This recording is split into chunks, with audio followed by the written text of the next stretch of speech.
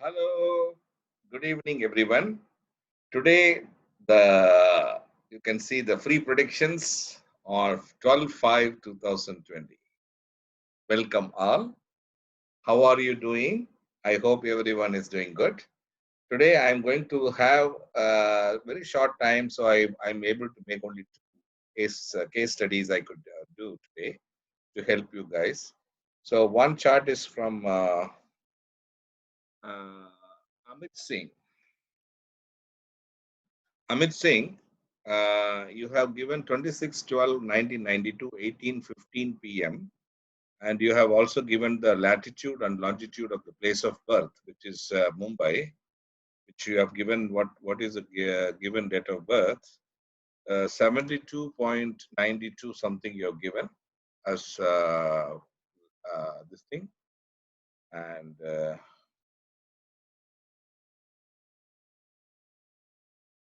And 19.06, that is what you have given.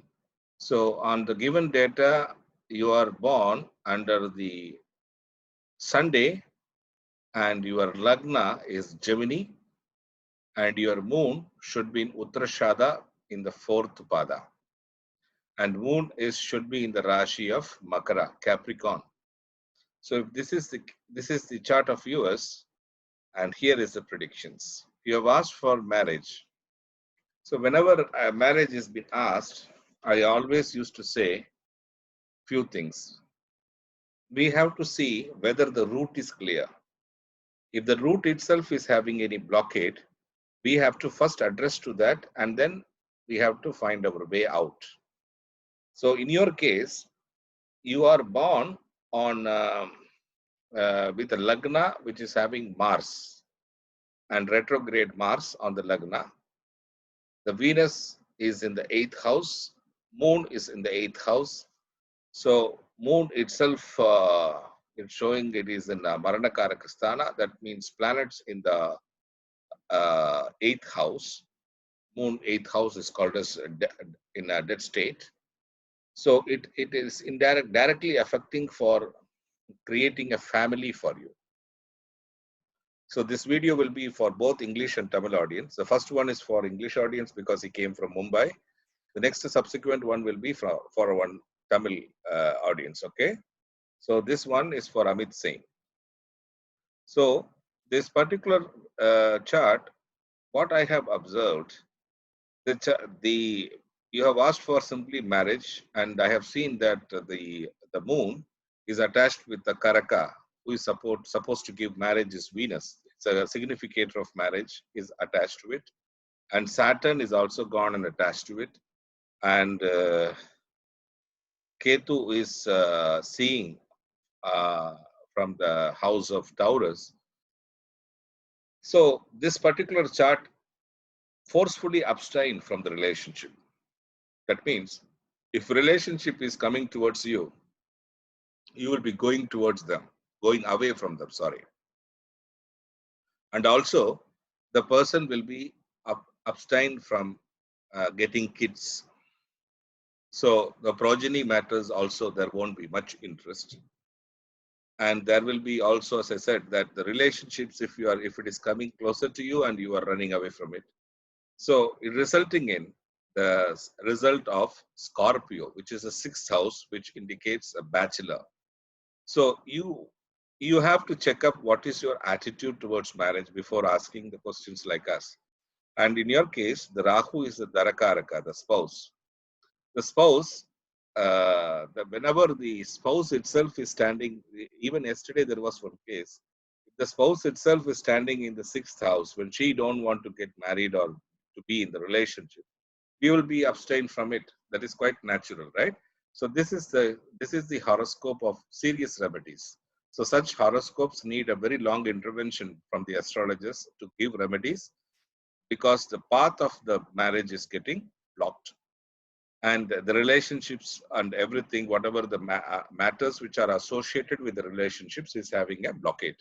So you have to address that blockade first, and you have to see that how it has to be removed, what kind of remedies have to be performed, because it is, as I said, it is a serious remedy chart. So you have to take that into top priority and address it. Okay. So I will jump on to the Tamil audience now.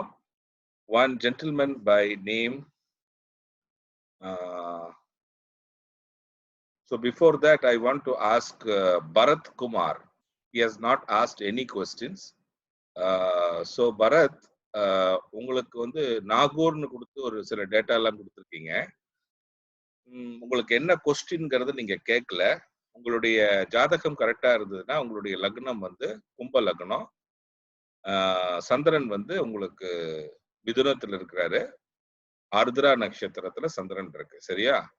இந்த details மட்டும்தான் இப்போதைக்கு இருக்கு. So இந்த details வச்சு இப்போ currently இப்போ என்ன நடக்குது உங்களுடைய லைஃப்ல அப்படின்னு வேணா பார்த்து சொல்ல முடியுமே தவிர நீங்க வந்து கொஸ்டின் கேட்காதனால we cannot say you what is the உங்களுடைய கரண்ட் என்னங்கிறது சொல்ல முடியல. ஓகே, 2019 தான் உங்களோடது ஆக்சுவலா இப்போ நடந்துட்டு இருக்கு எங்களுடைய பார்வையில். December first week. சரி, ஃபர்ஸ்ட் வீக்ல இருந்து அதுதான் நடைபெறுது. அதுல வந்து உங்களுக்கு வந்து your main purpose of question to be asked வந்து உங்களுக்கு வந்து 2ஆம் பாவத்தினுடைய புதனும் 5ஆம் பாவத்தினுடைய புதனும் சேர்ந்து சூரிய பகவான் கூட சேர்ந்து உட்கார்ந்துருக்காரு 6ஆம் பாவத்துல. அப்ப வந்து ஜாப் வந்து ப்ரையாரிட்டியா இருக்கும். ஒன்று, உங்களுக்கு ஜாப் ரிலேட்டட் மேட்டர்ஸ்ல வந்து சில கொஸ்டின்ஸ் இருக்கு, அதுக்காக தான் வந்திருக்கணும். உங்களுக்கு அதுதான் உங்களுக்கு கொஸ்டினாங்கிறது எனக்கு தெரியணும். 2வது அப்படின்னா இந்த 6ஆம் பாவம் அப்படிங்கிற அந்த பாவம் வந்து பாபகர்த்தாரி யோகத்துல மாட்டிக்கிட்டு இருக்கு. அப்ப அந்த பாபகர்த்தாரி யோகம் அப்படின்னா இந்த 6ஆம் பாவத்திற்கு பின்னாடியும் முன்னாடியும் பாப கிரகங்கள் அமைந்திருக்கிறது. அப்ப அதற்கு என்ன செய்ய வேண்டும்? அதற்கு சில பரிகாரங்களை செய்தால் மட்டுமே இந்த ஜாப் ப்ராஸ்பெக்ட்ஸ் கிடைப்பதற்கான வழிமுறைகள் உள்ளது. சின்ன சின்ன ரெமெடிஸ் செய்தால் போதுமானது. என்னுடைய வீடியோலயே வந்து நீங்க ரெஸ்பாண்ட் பண்ண உங்களுக்கு ரெமெடிஸ் நான் சொல்லிட்டு இருக்கேன். ரெமெடிஸ்க்குன்னு தனியா ஒரு வீடியோ வரப்போகுதுன்னு வேற சொல்லியிருந்தேன். இந்த வாரம் மோஸ்ட்லி வந்து அந்த வீடியோ வரும். அப்ப இது வரைக்கும் பார்த்துட்டு ரெமெடிஸ் கொடுக்காத ஆட்கள் எல்லாம் அதுல வந்து ஜாயின் பண்ணி கேட்கலாம். சரிங்களா? அடுத்தது சுரேஷ் கிருஷ்ணன் ஒருத்தர் கேட்டிருக்காரு. சுரேஷ் கிருஷ்ணன் உங்களுக்கு வந்து ஜாப் ரிலேட்டட் மேட்டர்ஸ் கேட்டிருந்தீங்க. ஓகே, என்ன கேட்டிருந்தீங்கன்னா ஜாப் வந்து ஒழுங்கா அமையவில்லை அப்படின்னு கேட்டிருந்தீங்க. உங்களுக்கு இதற்கு முன்னாடி ஒரு சார்ட்ல என்ன பார்த்தீங்கன்னா அதே தான். இந்த சந்திரன் வந்து உங்களுக்கு மரணகாரக ஸ்தானத்துல வந்து அமைந்து விட்டார். உங்களுக்கு வந்து ஏப்ரல் 5, 1994 10:40 AM சென்னைன்னு கொடுத்துருந்தீங்க இல்லையா? நீங்க பிறந்த நாள் வந்து செவ்வாய், லக்னம் வந்து மிதுனம், சந்திரன் வந்து மகரத்தில் இருக்கிறது. மகரத்தில் இருக்கும் சந்திரன் வந்து உங்களுக்கு இந்த 2ஆம் பாவத்தினுடைய பலனை எல்லாம் கெடுத்துட்டு உட்கார்ந்துருக்காரு. 2வது வந்து இப்போ என்ன இப்ப இந்த டைம்ல என்ன நடக்கும் அப்படிங்கறத மட்டும் நான் சொல்றேன். உங்களுக்கு வந்து எதனால வந்து இந்த ஜாப் ப்ராப்ளம்ஸ்ங்கிறதுக்கு ரெண்டு காரணங்கள். ஒன்று, இந்த சந்திரன்ங்கிறது வந்து உங்களுக்கு வந்து பிரச்சனையில இருக்கு. 2வது, உங்களுக்கு இதை செய்ய வேண்டிய அதாவது வேலையை கொண்டு வந்து கொடுத்து பணியாற்ற செய்ய இருக்கும் கிரகம் வந்து மார்ஸ். அப்ப மார்ஸ் அப்படின்னாலே பொதுவே வந்து பாத்தீங்கன்னா நல்ல ஸ்கில் ரிலேட்டட் ஜாபாக இருக்க வேண்டும் உங்களுடைய தொழில். அப்ப skill plus hard work, skill, technical, hard work, இந்த மாதிரி ரிலேட்டட் மேட்டர்ஸ்ல உங்களுடைய தொழில் அமைந்தால் மட்டுமே உங்களுக்கு அந்த ஜாப் ரிலேட்டட் மேட்டர்ஸ்ல இருக்க முடியும். ஸோ உங்களுடைய தொழில் என்னங்கிறத நீங்க சொல்லல, பட் ஜாதக ரீதியாக அனலைஸ் பண்ணி பார்த்ததுல உங்களுடைய தொழில் வந்து இந்த மாதிரியான கிரக அமைப்புகளுக்குள்ளான தொழில்கள் அமைவதற்கான வாய்ப்பு இருக்கு. 2வது வந்து இந்த ஜாதகத்துல எடுத்த எடுப்புலயே வந்து ஜூபிட்டர்ல அதாவது ஜாபுடைய தகராறு ஏன் வருது அப்படின்னு கேட்டீங்கன்னா, ஒன்று, இந்த சுக்கிரன் இருக்காரு பாருங்க உங்களுக்கு. இந்த சுக்கிரன் வந்து உங்களுடைய ஜாதகத்துல போய் 11ஆம் பாவத்துல உட்கார்ந்து இருக்காரு. 11ஆம் பாவத்துல உட்கார்ந்து அந்த சுக்கிரனுக்கு ரெண்டு சைடும், அதாவது 10ஆம் பாவத்திலையும் 12வது பாவத்திலையும் சன்னும் கேத்து உட்கார்ந்து பாப்பகர்த்தாரி யோகத்துல இருக்காரு. அப்பனா அது வந்து தொழில இருந்து நமக்கு காசு சம்பாதிக்க முடியாத ஒரு நிலைமையை, ரிசோர்சஸ் செய்ய முடியாத ஒரு சூழ்நிலை உருவாகிறது. ரெண்டாவது, இந்த கொண்டு வரக்கூடிய கிரகமான அந்த செவ்வாய் உங்களுடைய ஜாதகத்துல வந்து எனிமி ஸ்தானம் பெற்றுள்ளது. அது மட்டுமா அப்படின்னு கேட்டீங்கன்னா, அதுவும் புதனும் கூட சேர்ந்து உட்கார்ந்திருக்கு. சேர்ந்து அந்த கும்பத்துல வந்து அது அமைந்திருக்கிறது. இது இந்த இவங்க எல்லாம் சேர்ந்து அங்க உட்கார்ந்திருக்காங்க.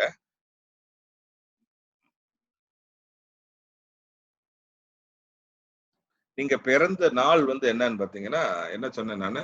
செவ்வாய் தான் நீங்கள் பிறந்த நாள். அப்ப இந்த பிறந்த நாள் வச்சு பார்க்கும் பொழுது, நான் எங்கேயோ எழுதி வச்சிருந்தேன். ஒரு நிமிஷம் இருங்க. அது எடுத்துட்டா எனக்கு வந்து அது ஈஸி. சொல்றதுக்கு ஈஸியாக இருக்கும்.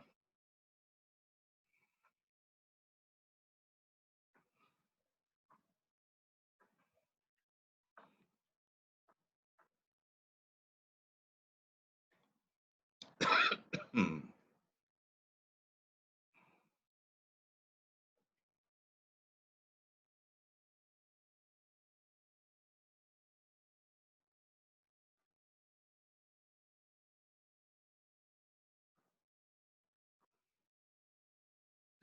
சரி. உங்களுக்கு வந்து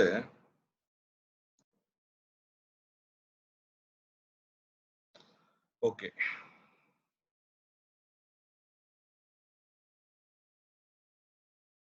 ஆப்ஸ்டக்கிள்ஸ் வந்து குடுக்கக்கூடிய கிரகம் யாருன்னு பார்த்தீங்கன்னா, உங்களுடைய ஜாதக அமைப்புல வந்து உங்களுடைய இமேஜும், உங்களுடைய எஃபார்ட்ஸும்.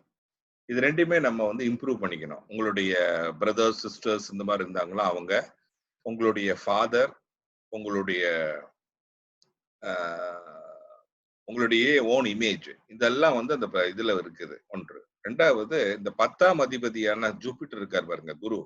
அந்த குரு வந்து எப்படி இருக்காரு உங்களுடைய ஜாதகத்துல அப்படின்னு பாத்தீங்கன்னா, குரு வந்து எனிமி ஸ்தானம் பெற்று இருக்கிறார். துலாத்துல வந்து குருவுக்கு வந்து எனிமி ஸ்தானம். அந்த ஸ்தானத்தில் ஏற்று அமர்ந்திருக்கிறார். அது வந்து அவ்வளவு நல்ல அமைப்பு கிடையாது. எனிமி ஸ்தானம் பெற்றிருப்பது. சரி. 1. 2வது மெர்க்குரி அண்ட் இன்னொன்று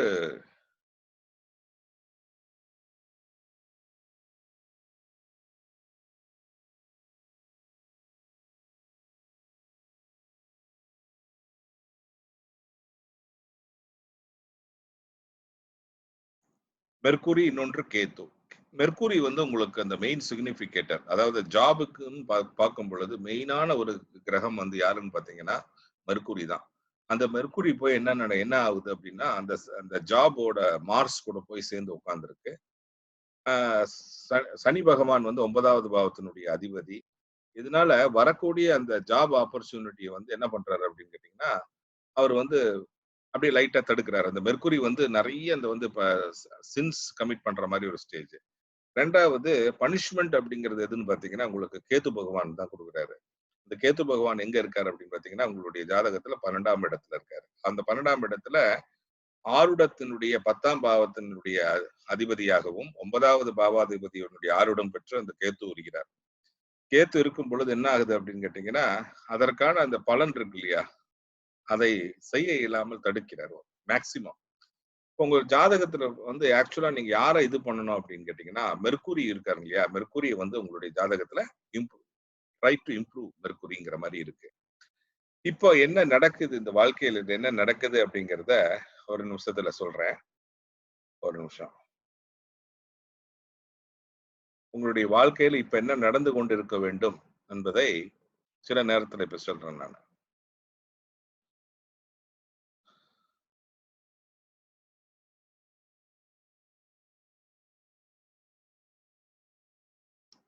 1 தொழிலுக்கான போராட்டம் 1.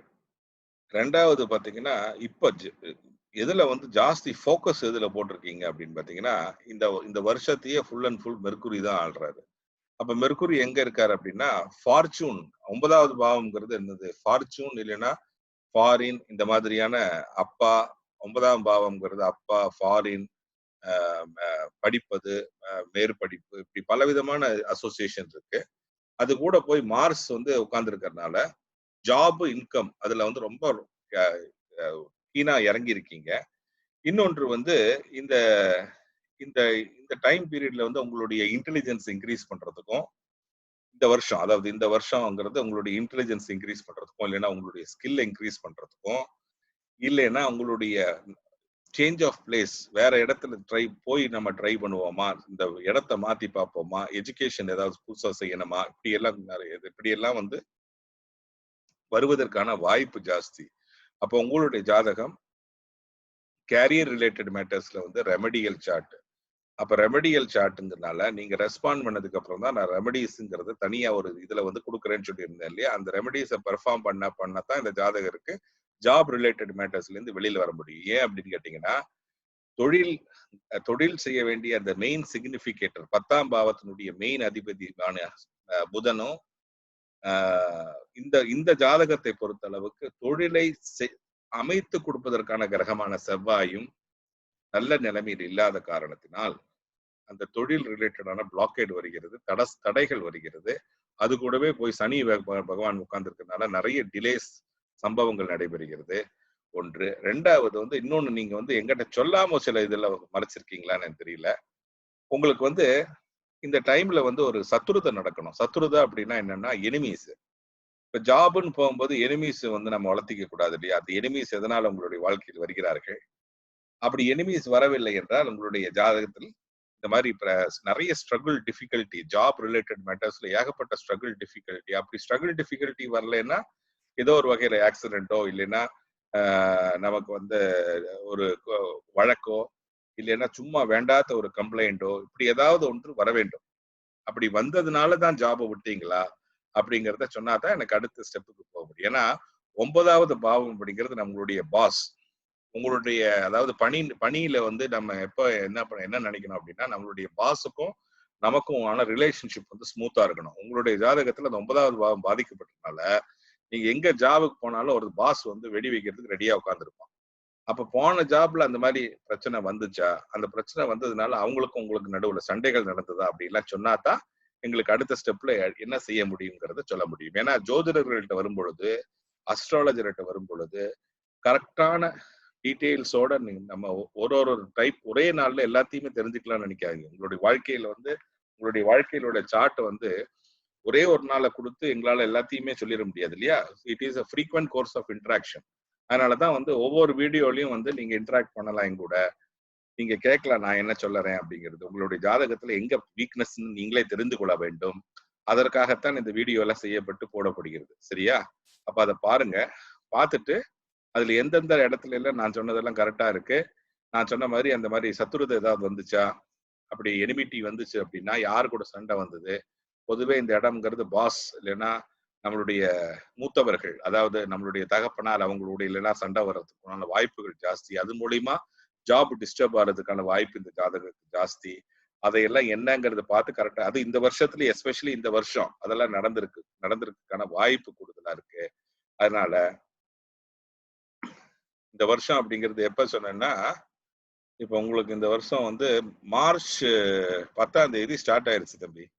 மார்ச் 10ங்கிறது இப்ப ஆல்மோஸ்ட் 2 மாசம் ஆச்சு. இந்த மார்ச் 2 மாசத்துல இந்த ஜாப் ரிலேட்டட் மேட்டர்ஸ்ல ஒன்னா ஃபார்ச்சூன், உங்களுடைய ஃபியூச்சர் ஆனா ஃபார்ச்சூன் வந்து பிளாக் ஆகிறதுக்கு சான்ஸ், இல்லைன்னா அப்பா மூலியமான பிரச்சனை, இல்லைன்னா பாஸ் உங்களுடைய கம்பெனில யார் உங்களை ரெக்ரூட் பண்றானோ வந்து பாஸ், அந்த பாஸ் மூலியமான சில பிரச்சனைகள்.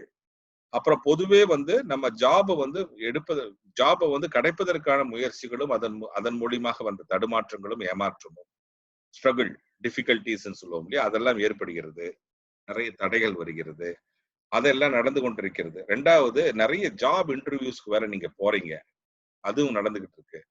ஸோ அதெல்லாம் என்னங்கிறது பாருங்க. ரெண்டாவது நம்ம 4வது பாவத்திலோட ரிலேஷன்ஷிப் வந்திருக்கனால ஏதோ ஒரு வகையில ஒன்றா வீடு மாறுவதற்கான வாய்ப்பும், இல்லைன்னா அந்த இருக்கிற இடத்தை விட்டு வேற இடத்திற்கு போவதற்கான வாய்ப்பும், இல்லைன்னா உங்களுடைய ஏதாவது ஒரு வகையில படிப்பதற்காகவோ இல்லைன்னா ஸ்கில்ல வளர்த்திக்கிறதுக்காகவோ இல்லைன்னா அம்மா ரிலேட்டட் மேட்டர்ஸ்லயே சம்பந்தப்பட வேண்டி வரும்.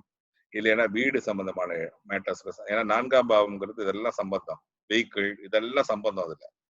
அப்ப அந்த வெஹிக்கிள், வீடு, வாகனம், அம்மா, படிப்பு இதெல்லாம் சம்பந்தப்படுத்தி வேற நடக்குது. சில சர்ச்சைகள் இந்த வருடம் வருவதற்கான வாய்ப்பு ஜாஸ்தி. அது எல்லாம் என்னங்கிறது எல்லாம் கரெக்டா நீங்க போட்டா தான் அடுத்த ஸ்டெப்புக்கு போக முடியும். சரியா தம்பி? இன்னைக்கே வந்து ஃபார் எவ்ரிபடி ஒரே நாள்ல உங்களுடைய ஜாதகத்தை ஃபுல்லா நான் சொல்லிடுவேன்னு எதிர்பார்க்காதீங்க. I am very different.